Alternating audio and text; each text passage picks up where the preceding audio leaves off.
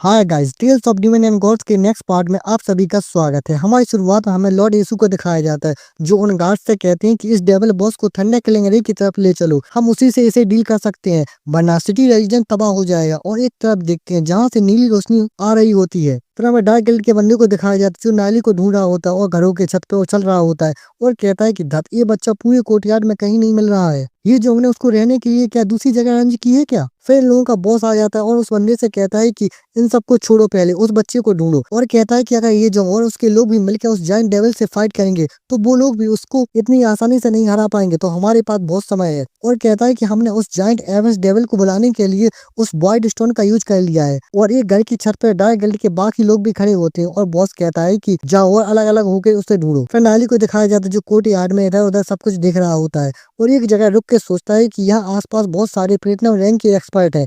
और फिर कुछ देख के चौंक जाता है। फिर एक जगह धमाका होता है, वो धूल दूर हो जाती है। वो उस धूल में से अपने साइड के लोग निकलते हैं। ये लोग भी यहाँ हेल्प के लिए आ गए होते हैं और उनके सामने एक डार्क गिल्ड का बंदा खड़ा होता है और ये अपने मकड़ी वाले डीमन एक्सपर्ट में ट्रांसफॉर्म हुआ होता है और अपने नीडल से उन लोगों पर अटैक कर देता है। तो वो नीडल्स अपने साइड के एक टकले बंदे के पास जा रहे होते हैं, तो वो चौंक जाता है और परेशान होकर सोचता है कि ये बहुत तेज है और उसके आगे वहाँ बर्फ जम जाती है। फिर वो मकड़ी वाला डार्क गिल्ड का बंदा देख के चौंक जाता है, क्योंकि उसके अटैक के आगे अपना एक बंदा आके उसको बचा देता है। और वो कहता है कि अच्छा, तो ये ब्लड क्रोकोडाइल डीमन स्पिरिट है। और उस टकले बंदे के सामने खड़े होते हैं, तो वो टकला कहता है कि थैंक यू लॉर्ड गोंग लियांसु। फिर वो टकला अपने डंडे से आइस को तोड़ देता है और लॉर्ड गोंग लियांसु उस डार्क गिल्ड के बंदे को देखते हैं और उस पर अपने पूंछ से अटैक कर देते हैं उस मकड़ी वाले बंदे पे। तो जैसे ही लॉर्ड गोंग लियांसु की पूंछ उसे लगती है तो वो वहां से गायब हो जाता है। फिर लॉर्ड गोंग लियांसु भी हैरान होकर पीछे देखते हैं और उस मकड़ी वाले बंदे ने अपने बहुत सारे क्लोन बना लिए होते हैं और वो बंदा सोचता है कि ये 3 स्टार प्लेटिनम रैंक का बंदा है, मैं इससे नहीं जीत पाऊंगा। फिर उस मकड़ी वाले बंदे ने अपने 2 क्लोन बना लिए होते हैं और दोनों ही अलग अलग साइड भाग जाते हैं।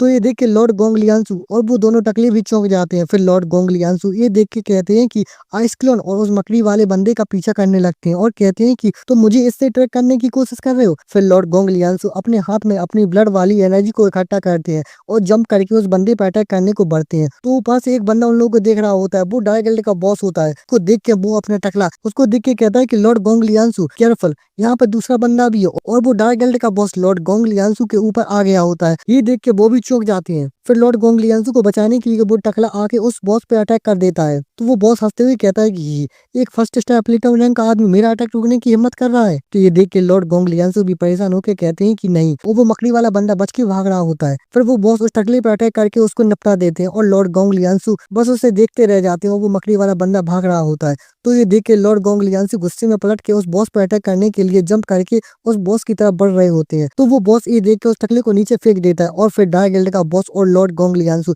एक दूसरे पे अटैक कर देते हैं और उन दोनों के अटैक आपस में टकराते हैं। तो वहाँ बहुत तेज रोशनी निकलती है और वो बॉस और लॉर्ड गोंग लियांसु एक दूसरे के अटैक के प्रेशर से दोनों ही पीछे फेंक जाते हैं। फिर वो बॉस हवा में जंप करके जाते हुए कहता है कि गोंग लियांसु, तुम अपने नाम के मुताबिक उतने ही स्ट्रांग हो। और कहता है कि चलो फिर अगली बार मिलकर फाइट करेंगे, मैं अभी इस टाइम यहाँ ज्यादा नहीं रुक सकता हूँ। तो नीचे से लॉर्ड गोंग लियांसु भी ये देख के सोचते हैं कि ये बंदा उतना ही स्ट्रांग है जितना मैं हूँ और अपने नॉर्मल फॉर्म में आके सोचते हैं कि ब्लैक फॉग डीमन स्पिरिट, पता नहीं ये बंदा कौन है। और उस टकले की बॉडी की तरफ देख के सोचते हैं कि डैम इट, कुछ भी हो और तुम कहीं भी भागो। और गुस्से में कहते हैं कि मैं गोंग लियांसु तुम्हें जरूर ढूंढ लूंगा। और फिर जोर से चिल्ला के कहते हैं कि जाओ उसका पीछा करो। और लॉर्ड गोंग लियांसु और एक और टकला उनके साथ उसका पीछा करने लगते हैं। और पेड़ के पास नाली खड़ी होकर ये सब देखता और सोचता है कि एक और प्लेटिनम रैंक का एक्सपर्ट डार्क गिल्ड के हाथों से मारा गया। और सोचता है कि धत, मेरी जो करंट की स्थिति है मैं उससे कुछ भी नहीं कर सकता हूँ। फिर नाली उस पेड़ के पीछे छुप के देख के सोचता है कि जब ग्लोई सिटी डिस्ट्रॉय हुई थी तो मैंने अपनी आंखों से कई प्लेटिनम रैंक के एक्सपर्ट को मरते हुए देखा था,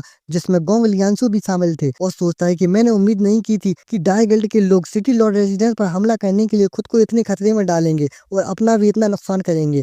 और सोचता है कि हिस्ट्री बदल गई है और नाली दूसरी जगह देख रहा होता है।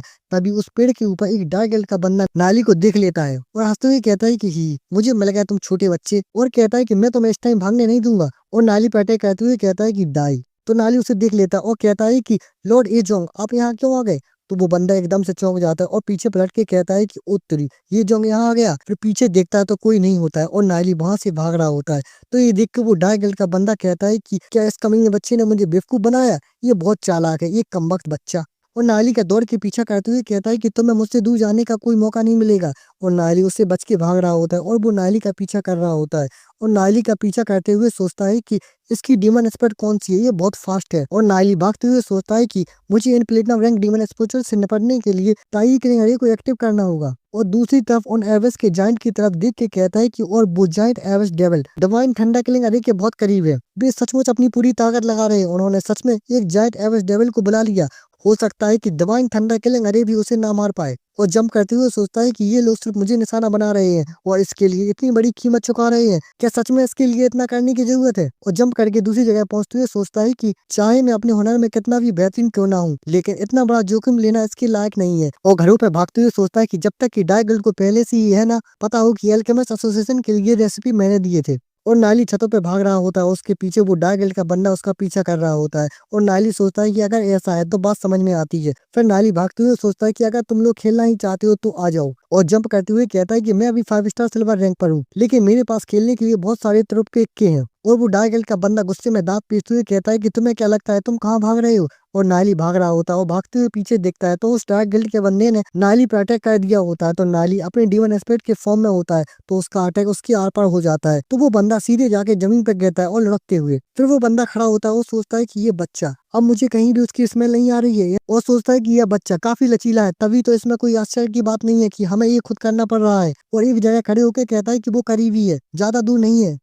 और वहां से जंप करके उसको ढूंढने लगता है। फिर नायली के पत्थर के पीछे छुपके सोचता है कि जब मैं अपनी वाइट बैटल स्किल का इस्तेमाल करता हूँ तो मैं बहुत स्लो हो जाता हूँ। और दूसरी जगह जंप करके भागते हुए सोचता है कि मुझे पता था। फिर नायली वहां से भागता है और सोचता है कि भाई छिपा हुआ था और मेरे सामने आने का इंतजार कर रहा था। और वो बंदा पीछे से नायली पर अटैक करने को बढ़ता है। फिर नायली एकदम से रुकता है, अपनी तलवार को निकालता है और कहता है कि मीटियोर थंडर स्वॉर्ड, और उसके स्वॉर्ड में आसमान से बिजली आने लगती है। तो ये देख के वो डायगल का बंदा भी चौंक जाता है और सोचता है कि ये वेपन क्या है, क्या ये सच में थंडर और लाइटनिंग को डायरेक्ट कर सकता है? और ऊपर देख रहा होता है और ऊपर से नायली अपनी पूरी ताकत से थंडर मीटियोर स्वॉर्ड से अटैक करता है। तो वहां बिजली गिरती है और बूम की आवाज आती है और एक बहुत बड़ा धमाका होता है। और वहां हर जगह बिजली गिर रही होती है। वो बंदा बचते हुए भाग रहा होता है और कहता है कि तुम्हें क्या लगता है तुम ऐसे अटैक करके मुझसे बच सकती हो? और उस ठंडा से बच रहा होता है। फिर नायली अरे की तरफ भागते हुए सोचता है कि मैं इस स्वॉर्ड से अपने करंट लेवल पर प्लेटिनम रैंक के डीमन स्पिरिट्स को नहीं मार सकता हूँ। और अरे के प्लेयर को देख के कहता है कि लेकिन ताई किलिंग अरे मार सकती है। और किलिंग अरे के पास आके अपनी स्वॉर्ड रख के अपने हैंड साइन बना के किलिंग अरे को एक्टिव करता है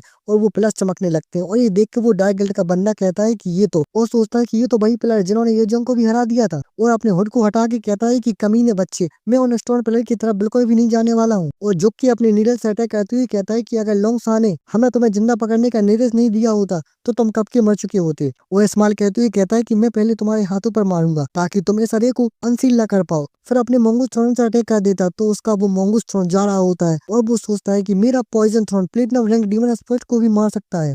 और खुश होकर सोचता है कि भाई अपनी कैपेबिलिटीज के साथ इसे निश्चित रूप से डॉज नहीं कर सकता है। और उसका वो पॉइजन थ्रोन तेजी से नायली की तरफ बढ़ रहा होता है। तो नायली उसको बिना पीछे देखे उसको अपनी स्वॉर्ड से उस अटैक को रोक लेता है और वहां से पीछे की ओर भाग जाता है और अरे के पास आ जाता है और हंसते हुए कहता है कि मुझे इस अरे के पास भेजने के लिए शुक्रिया। तो ये देख के वो डार्क एल्ट का बंदा भी चौंक जाता है और कहता है कि कमीना बच्चा, क्या इस बच्चे के पीछे भी आंखें लगी हैं? फिर नायली उसके लिए अरे को एक्टिव करता है और उन पिलर्स के बीच में हवा में उड़ने लगता है। और हाँ, अब इसके आगे क्या होता है ये सब देखने के लिए मिलते हैं अगले एपिसोड में। क्या नायली इस टीआई किलिंग अरे से इस डाइगल के बंदे को हरा पाता है या नहीं, ये सब देखने के लिए मिलते हैं अगले एपिसोड में। और हाँ, वीडियो पसंद आई हो तो वीडियो को लाइक करें, शेयर करें और हाँ, चैनल को सब्सक्राइब करना मत भूलना। Thanks for watching.